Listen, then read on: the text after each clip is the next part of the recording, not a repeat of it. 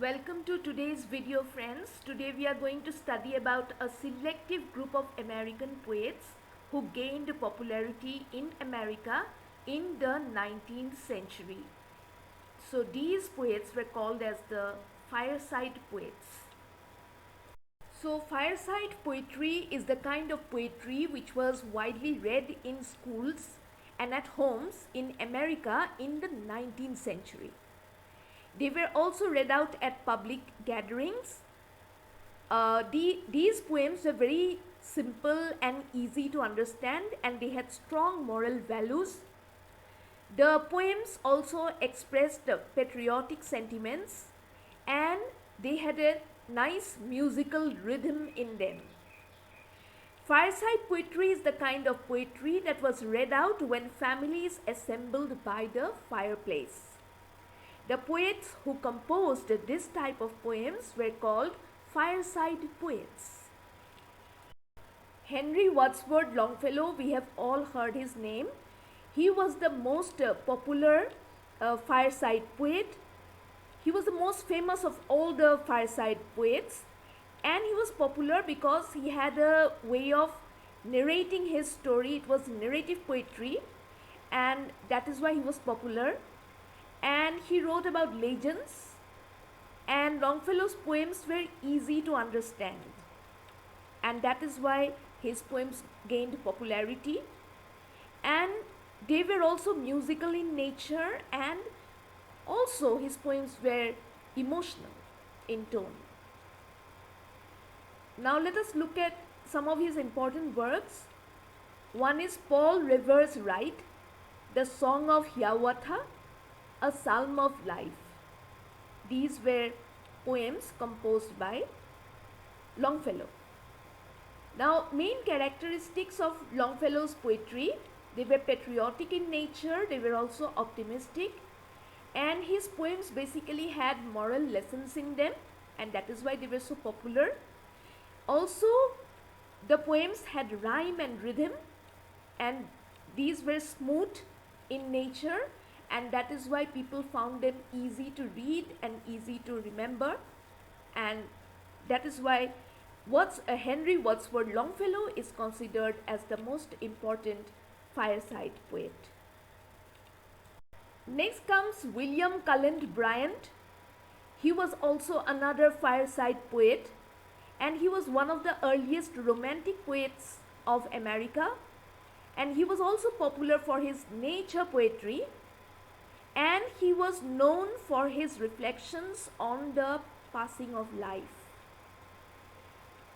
Now his important works were Thanatopsis and To a Waterfall. Then main features of his poems: he had love of nature. This is something that he expressed in his poems.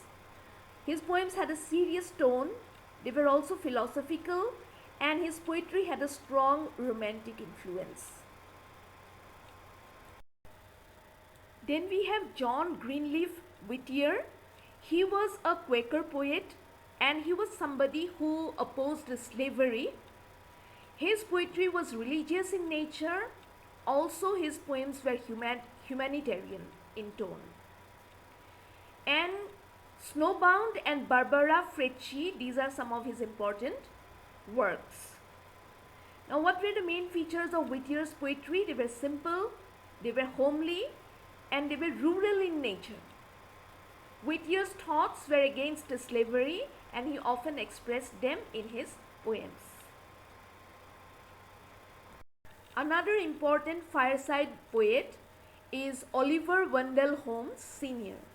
He was a doctor and an essayist. He was also popular because he wrote with humor. His poetry was witty, and they were patriotic in nature. So let us look at some of his works. Old Ironsides, The Chambered Nautilus, these were some of his important works. And what were the main features of his poetry? They were humorous, they were witty, they were patriotic, and his poetry had moral reflections. Next we come to James Russell Lowell. He was yet another fireside poet, He was an American poet, he was a critic, editor, and he was also a diplomat. Through his poems, he expressed his political thoughts. He also used poetry to discuss social reform. Now, some of his important works include The Vision of Sir Longfellow and The Biglow Papers. Now, main features of his poetry, they were satiric in nature, and the poems features social criticism, and his poems were also patriotic in tone. So, fireside poetry was simple and musical. It was easy to read and nice to recite. It taught lessons about honesty, bravery, faith, and hard work. This kind of poetry, it celebrated the history of America. The poems were based on home and family life, and the poems were also emotional. They had emotional warmth. Fireside poetry were traditional in form. They had regular rhyme scheme, and meter. And this kind of poetry was easily memorized and loved in schools. Why they were important? Because this kind of poetry, fireside poetry, was important because it helped in the formation of a clear American literary tradition. The common people of America, they got interested in fireside poetry, and poems became part of American education and culture. The fireside poets influenced the thoughts of later American poets and writers. The fireside poets were also called as schoolroom poets because their poems were widely taught across American schools. So that's all for today, friends. Thank you so much for being here. Bye.